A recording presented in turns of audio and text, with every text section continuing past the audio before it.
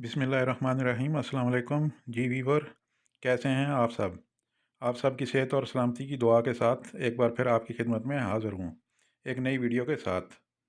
तो शुरू करते हैं आज की वीडियो कि जैसे आप सब जानते हैं, साल 2023 का पहला चांद ग्रहण कल 5 मई को सऊदी टाइम के मुताबिक 6:14 पर शुरू होगा। चांद ग्रहण नुक्ता अरूज पर 8:22 पर पहुँचेगा, जबकि 10:31 पर ख़त्म होगा।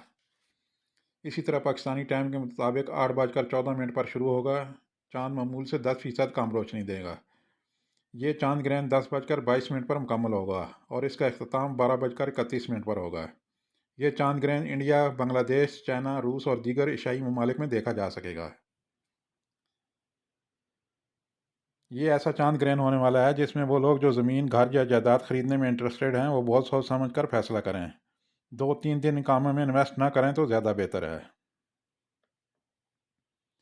बाकी लोगों को चाहिए, खासकर जो मिर्गी के मरीज़ हैं या हामला औरतें या जिनको हाइड्रोफोबिया है, इनके मर्ज़ में इजाफा होने का चांस रहता है। इसलिए कोशिश करें कि ये चांद ग्रहण के वक्त हाथों में चाकू, छुरी या कैंची वगैरह ना रखें।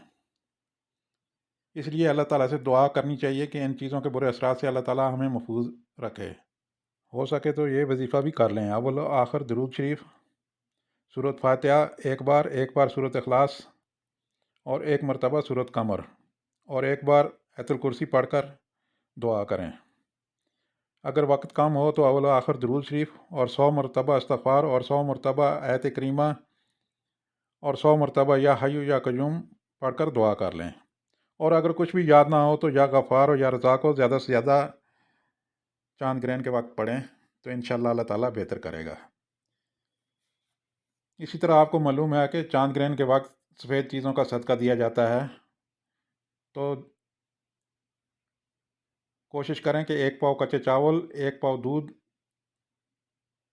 कम अज़ कम और ज़्यादा से ज़्यादा जितना भी मैसर हो अल्लाह के नाम पर दे दें, या एक सफ़ेद जोड़ा किसी इमाम मस्जिद को बनाकर दे दें।